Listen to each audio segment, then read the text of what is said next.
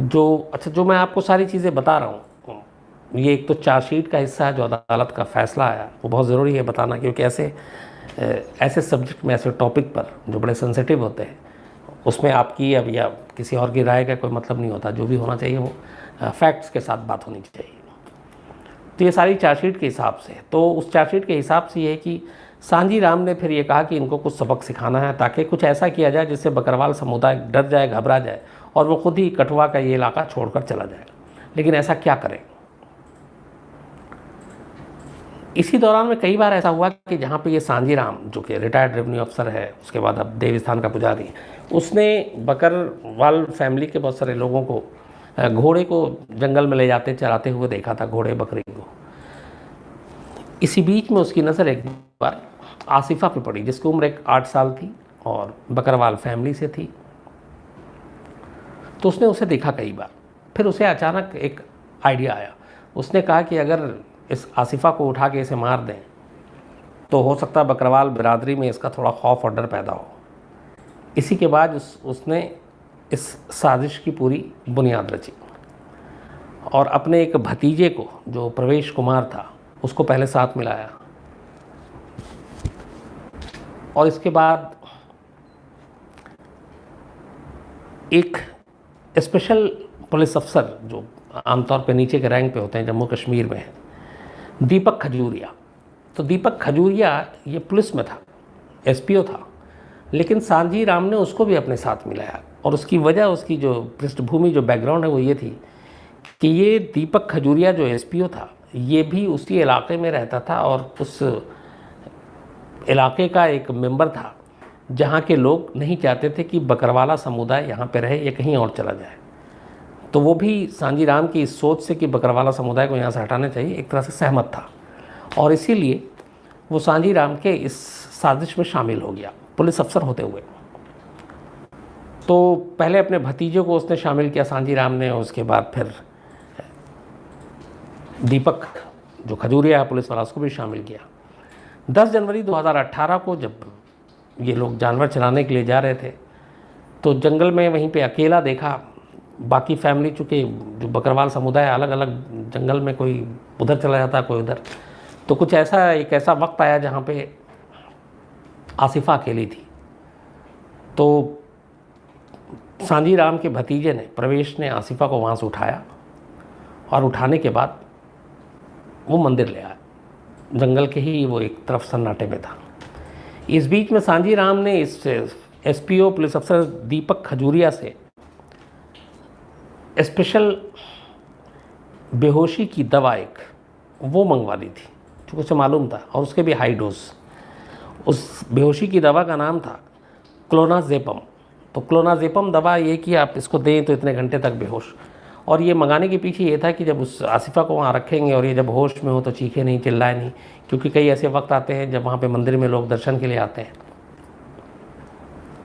तो कहते हैं कि सबसे पहले उसी देवस्थान मंदिर में ले जाकर आसिफा के साथ प्रवेश ने रेप किया और इसके बाद फिर जो चार्जशीट का पहला पार्ट है वो ये कहता है कि रेप करने के बाद उसने सांजी राम का एक बेटा है विशाल, वो मेरठ में पढ़ाई कर रहा था, उसने उसे फ़ोन किया और उसने कहा कि यहाँ पे ऐसे ऐसे तुझे भी अगर रेप करना है तो तू कठुआ आ जा।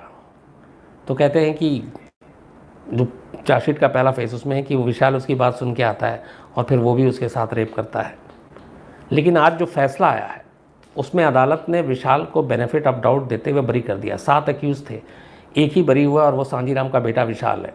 और उसकी वजह ये है कि जो डेट बताया गया, हालांकि इसमें भी एक वकील ने एक जिरह की थी कि 7 दिन तक आसिफा को रखा गया था वहाँ पे कस्टडी में, और जो इसका मिलान किया गया है वो 2 दिन का था विशाल का। लेकिन अदालत को लगा कि नहीं, एक पुख्ता सबूत है, काफ़ी है बरी करने के लिए। तो ये था कि जिस डेट को विशाल ने बताया था कि वो मेरठ में उसकी मौजूदगी की मतलब साबित हो गया था, तो इसीलिए उसको बेनिफिट ऑफ डाउट देकर उसको छोड़ दिया गया। बाकी 6 को सज़ा हुई।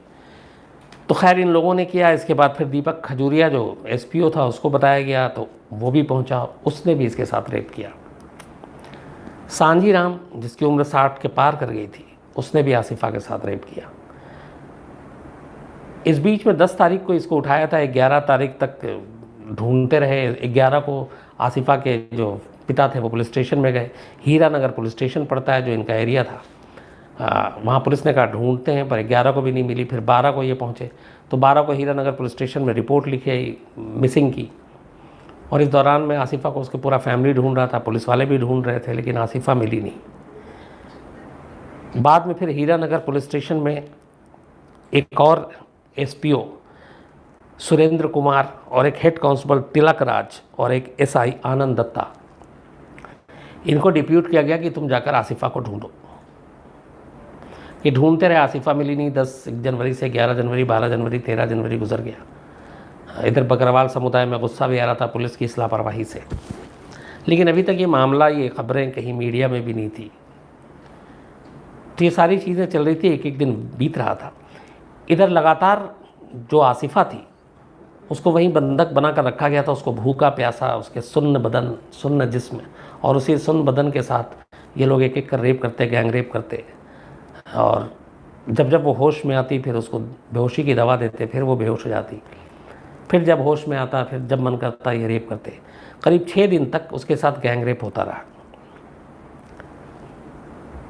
16 जनवरी को, छठे दिन, जब उसको किडनैप किए हुए हो गया था, तो फिर आसिफा की हालत ख़राब हो गई थी बहुत। एक तो लगातार गैंग रेप, बेहोशी की दवा, भूखा प्यासा, ऊपर से लगना, 8 साल की उम्र। तो अब ये था कि आसिफा बचेगी कि नहीं बचेगी, ये भी डाउट था। तो सांझी राम फिर कहता है चूँकि आसिफा ने हर एक का चेहरा देख लिया है, तो अगर ये चली गई तो पकड़ में आ सकते हैं। तो उसने फिर दीपक खजूरिया को बताया और फ़ोन किया और उसने कहा कि आसिफा को मारना बेहतर होगा, वरना हम सब पकड़े जाएंगे। तो दीपक खजूरिया ने कहा ठीक है, लेकिन थोड़ी देर रुक जाओ, पहले मैं आता हूँ, एक आखिरी बार रेप कर लूँ, उसके बाद मारना। कहते हैं कि ये लोग इंतज़ार करते रहे। इसके बाद दीपक खजूरिया आया, लेकिन उसके आने से पहले फिर इन लोगों ने कि अब तो मारना है। मौत से कुछ पहले फिर एक एक कर बारी से सबने आसिफा के साथ गैंग रेप किया। दीपक खजूरिया आता है, फिर वो अपनी हवस मिटाता है और इसके बाद गला घोटा जाता है। पहले आसिफा को उसका मारा, उसको गला घोट के मार दिया, लेकिन ये सुनिश्चित करने के लिए कि उसकी मौत हो गई है, फिर एक ही पत्थर से उसके सर पे 2 बार वार किया जाता है। उसके सर को कुचला जाता है, फिर वो लोग देखते हैं कि वो मर गई है। तो पहले इनका प्लान ये था कि इसकी लाश को ले जाकर वहीं पास में, पास भी नहीं, थोड़ी दूरी पे है, एक नहर में फेंकना था। और नहर में पानी बहुत तेज़ बहाव था, तो वो लाश कहीं भी बह के चली जाती दूर। लेकिन गाड़ी का इंतज़ाम नहीं हो पाया था उस दिन। तो गाड़ी का इंतज़ाम नहीं हो पाया तो उन्होंने कहा कि अब लाश को रखें कहाँ। जिस शख्स से गाड़ी लेनी थी वो मिली नहीं, और किसी का गाड़ी लेने में जोखिम था। तो जब गाड़ी का इंतज़ाम नहीं हुआ तो इन्होंने फिर लाश को कहा कि चलो जंगल में ही कहीं फेंक देते हैं। तो जंगल के अंदर ही थोड़ी दूर ले जाकर उन्होंने लाश को फेंक दी। 17 जनवरी को चूँकि इधर सर्च जारी था, पुलिस ढूंढ रही थी, पुलिस को लाश मिलती आसिफा की। लाश मिलने के बाद जो हालत थी उसकी, अच्छा, इन्होंने उसको मारने के बाद फिर उसके कमर और रीढ़ की हड्डी भी तोड़ दी थी, इसलिए ताकि लगे कि जंगल में है, कुछ जानवरों ने ऐसा किया होगा जिसकी वजह से एक्सीडेंटल या जानवर का केस लगे। तो खैर जब पोस्टमार्टम हुआ तो पोस्टमार्टम रिपोर्ट में मौत की वजह तो सामने आई, साथ ही ये भी पता चला कि गैंग रेप हुआ है और रेप की भी पुष्टि हुई। जब ये चीज़ें सामने आई तो जाहिर सी बात है लोगों का गुस्सा फूटा, हंगामा हुआ। कायदे से एक बच्ची के साथ रेप हुआ था और यहाँ पे इसका किसी धर्म, जात, मज़हब, इन चीज़ों से कोई लेना देना नहीं होना चाहिए, सिर्फ़ और सिर्फ कानून के नज़र से देखना चाहिए। लेकिन यहाँ पे राजनीति शुरू हो जाती है और राजनीति की शुरुआत की वजह जो ये होती है, चूँकि जब ये चीज़ें आती है कि बंधक बनाकर एक मंदिर में रखा गया, एक पुजारी का नाम आता है, तो बस इसको लेकर वहाँ पे जम्मू में, कठुआ में, इसको एक राजनीति और धर्म से जोड़ दिया जाता है। और लोगों का कहना था कि ये पुलिस जो है झूठा केस बना रही है और ये सारी चीज़ें, धरना प्रदर्शन शुरू हो गया। और यहाँ पे 2 चीज़ें एक और होती है, एक जम्मू और कश्मीर का भी अलग अलग दोनों कैसे बटे हुए हैं ये भी दिखाता है। जम्मू के आवाज़ अलग, उधर कश्मीर में कहा जा रहा है कि नहीं, महबूबा मुफ्ती सब सीएम कि किसी भी कीमत पे बख्शेंगे नहीं। और सीबीआई की जो जम्मू में विरोध प्रदर्शन हो रहा था उसमें सीबीआई की मांग की जा रही थी। तो जम्मू कश्मीर के सीएम ने क्या किया कि सीबीआई को तो नहीं दिया, क्राइम ब्रांच को ये मामला उठाकर सौंप दिया। पुलिस वालों को, जो हीरानगर का पुलिस एसएचओ था उसको सस्पेंड भी किया गया, लेकिन सीएम का कहना था कि हमारी पुलिस इस काबिल है और हम ईमानदारी से ट्रांसपेरेंट इसकी जांच करेंगे, इसलिए सीबीआई को केस नहीं देंगे, तो सीबीआई को नहीं दिया। लेकिन इस बीच में इधर कठुआ और जम्मू में सीबीआई की जांच को मांग लेकर और इसको धर्म से जोड़कर एक बाकायदा एक संगठन भी बनाया गया, उसने विरोध प्रदर्शन शुरू कर दिया। आलम यह हुआ कि जब क्राइम ब्रांच ने इसकी चार्जशीट, ये 17 जनवरी को लाश मिली थी, 10 अप्रैल 2018 को ही चार्जशीट तैयार करके और उसने कोर्ट में पेश करने की कोशिश की, लेकिन कोर्ट के बाहर धरना प्रदर्शन हुआ और जो वकील थे जम्मू कश्मीर बार एसोसिएशन के, उन्होंने वो भी बीच में कूद पड़े और उन्होंने भी इस चार्जशीट को फाइल करने से रोका, वकीलों ने पहली बार। तो चार्जशीट उस दिन दाखिल नहीं हो पाई, अगले दिन पुलिस प्रोटेक्शन में दोबारा 11 तारीख को फिर ये चार्जशीट दाखिल हुई। तो पूरा एक बार एसोसिएशन भी एक धार्मिक लाइन पे चला गया, लोग भी चले गए, जम्मू के लोग अलग हो गए, कश्मीर के लोग अलग हो गए एक रेप के इंसिडेंट पे, और उस वक्त इसको लेके बहुत हंगामा हुआ। इवन यूएनओ की, जो मैं यूनाइटेड नेशन की बात कर रहा हूँ, जो वो थी यूनाइटेड नेशन नहीं, जो एक कोई ऑर्गेनाइजेशन, और बाकी इंटरनेशनल मीडिया, इन सब की नज़र कठुआ के इस स्टोरी पर आ गई। और अफसोस की बात ये थी कि स्टोरी कहीं ओरिजिनल जो रियल चीज़ें थी वो पीछे रह गई। आसिफा और उसके साथ हुआ जुल्म और हादसा, आगे क्या आ गई, धर्म और राजनीति। तो किसी भी क्राइम को किसी रिलीजन के साथ जोड़ के आप असली मुद्दे को कैसे भटका सकते हैं, इसका बेस्ट जो केस है वो आसिफा का केस है। क्योंकि जिस तरीके से जो चीज़ें हुई यहाँ पे, एक बहुत अच्छा कहीं मैंने ये पढ़ा भी था कि किसी भी धर्म का अगर कोई रेपिस्ट है, कातिल है, तो सिर्फ इसलिए कि अगर सपोज़ मेरे धर्म का है वो, तो मैं उसका इसलिए बचाव करूं क्योंकि वो मेरे धर्म का है, तो शायद मैं सबसे बड़ी बेवकूफ़ी इसलिए करूंगा कि ऐसे शख्स को बचाकर क्या मैं अपनी फैमिली को ख़तरे में नहीं डाल रहा हूं। एक आदमी जो रेप कर चुका है, एक आदमी जो कत्ल कर चुका है, बेशक वो मेरा जानने वाला रिश्तेदार भी ना हो, मेरे धर्म का ही हो, लेकिन क्या वो मेरे घर पे आ सकता है, मेरे पड़ोस में रह सकता है? मैं हर वक्त डरूंगा क्योंकि उसका पास्ट मेरे सामने है। तो जब चीज़ें ऐसी होती हैं तो वहाँ पे धर्म और रिलेशन, इसका कोई मतलब नहीं है, वहाँ पे सिर्फ एक नज़रिए से देखना चाहिए और वो है कानून का नज़र से। लेकिन अफसोस की बात यह है कि आसिफा के केस में ऐसा हुआ नहीं। फिर नौबत ये तक आ गई कि वहाँ पे वकीलों के इस रुख को देखते हुए फिर अदालत ने फैसला किया कि इस केस को कठुआ से और जम्मू से बाहर निकाल कर दूसरी जगह इसकी सुनवाई हुई, और इसी वजह से फिर इसको पठानकोट भेजा गया, पंजाब। जम्मू कश्मीर का मामला था, केस वहाँ हुआ था, कायदे से सुनवाई वहाँ होनी चाहिए थी, लेकिन वहाँ राजनीति इतनी हावी हो गई कि फिर